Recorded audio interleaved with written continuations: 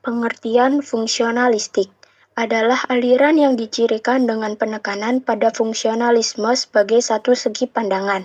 Aliran ini adalah turunan dari aliran fungsionalisme yang menekankan pada fungsi-fungsi dan bukan hanya fakta-fakta pada fenomena mental. Fungsionalisme memandang psikologi tak cukup hanya mempersoalkan apa dan mengapa terjadinya sesuatu. Strukturalisme, tetapi juga mengapa dan untuk apa fungsi sesuatu tingkah laku tersebut terjadi. Menurut Bruce Frederick Skinner, Skinner meyakini bahwa reinforcement merupakan faktor kunci dalam proses belajar dengan dua jenis peneguhan, yaitu positif dan negatif. Penguat positif memperkuat tindakan, sedangkan penguat negatif mengurangi stimulus untuk memperkuat respon yang diinginkan. Skinner lebih mendukung penguat negatif daripada hukuman karena penguat negatif mengurangi stimulus negatif untuk memperkuat respon yang diinginkan. Dalam konteks ini, penguat positif menambah, sementara penguat negatif mengurangi untuk memperkuat respon, sesuai dengan pandangan Skinner tentang hubungan antara stimulus dan respon dalam tingkah laku. Skinner membuat perincian yang dengan membedakan respons menjadi dua bagian. Yang pertama ada responden respons. Respon ini ditimbulkan oleh perangsang-perangsang tertentu, misalnya keluar air liur setelah melihat makanan tertentu. Pada umumnya, perangsang-perangsang yang demikian ini mendahului respon yang ditimbulkannya. Jenis respon ini sangat terbatas pada manusia saja. Yang kedua ada operant response. Respon ini adalah respon yang timbul dan berkembang yang diikuti oleh perangsang-perangsang tertentu. Perangsang yang demikian itu disebut reinforcing stimulus karena perangsang itu memperkuat respon yang dilakukan oleh organisme. Skinner juga melakukan eksperimen melalui tikus dalam sangkar. Teori ini terkenal dengan Skinner Box, di mana tikus dalam kondisi lapar di dalam sangkar mencium benda-benda yang ada di sekitarnya. Maka tikus berlari ke sana kemari, aksi ini disebut emitted behavior, tingkah laku yang terpancar. Kemudian pada gilirannya, secara kebetulan, salah satu emitted behavior dapat menekan pengungkit sehingga tekanan pengungkit mengakibatkan munculnya butir-butir makanan ke dalam wadah. Butir-butir makanan yang muncul merupakan reinforcement bagi penekanan pengungkit. Penekanan pengungkit inilah disebut tingkah laku operan. Aplikasi teori Skinner terhadap pembelajaran. 1. Bahan yang dipelajari dianalisis sampai pada unit-unit secara organis. 2. Hasil belajar harus segera diberitahukan kepada siswa. Jika salah dibetulkan dan jika benar diperkuat. 3. Proses belajar harus mengikuti irama dari yang belajar.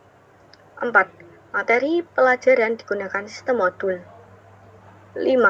Tes lebih ditekankan untuk kepentingan diagnostik. 6. Dalam proses pembelajaran lebih dipentingkan aktivitas sendiri. 7. Dalam proses pembelajaran tidak dikenankan hukuman. 8. Dalam pendidikan mengutamakan mengubah lingkungan untuk menghindari pelanggaran agar tidak menghukum.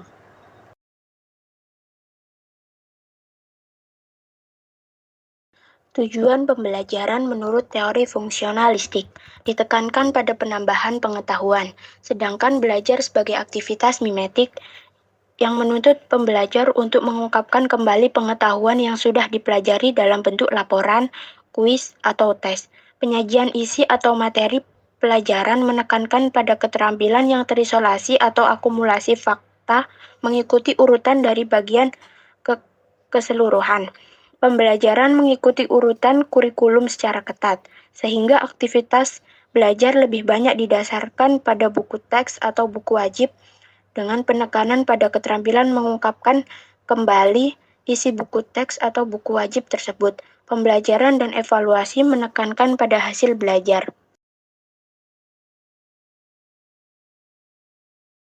Kelebihan teori fungsionalistik. 1. Membiasakan guru untuk bersikap jeli dan peka pada situasi dan kondisi belajar. 2.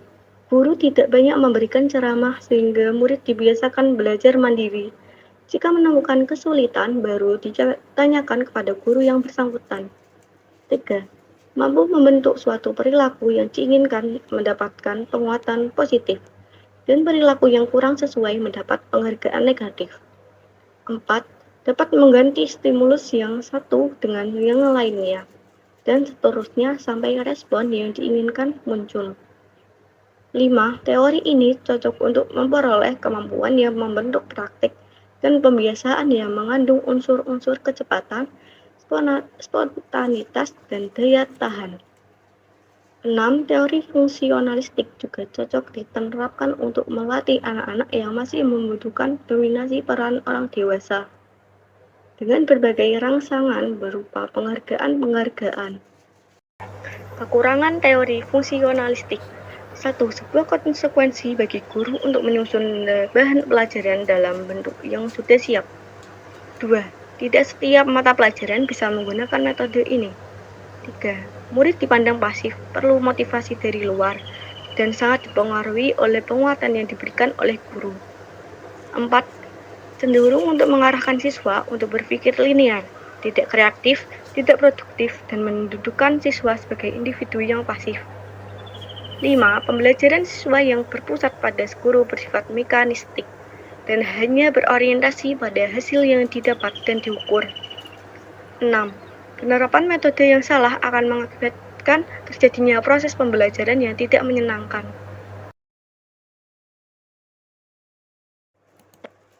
Kesimpulan materi, yaitu teori fungsionalistik, adalah turunan dari teori fungsionalisme yang lebih terfokus pada teori belajar. Dalam arti kamus psikologi fungsionalistik, dapat berarti aliran yang didirikan dengan penekanan pada fungsionalisme secara satu segi pandangan. Tokoh-tokohnya ada E.L. Thorndike, B.F. Skinner, dan juga C.L. Hull.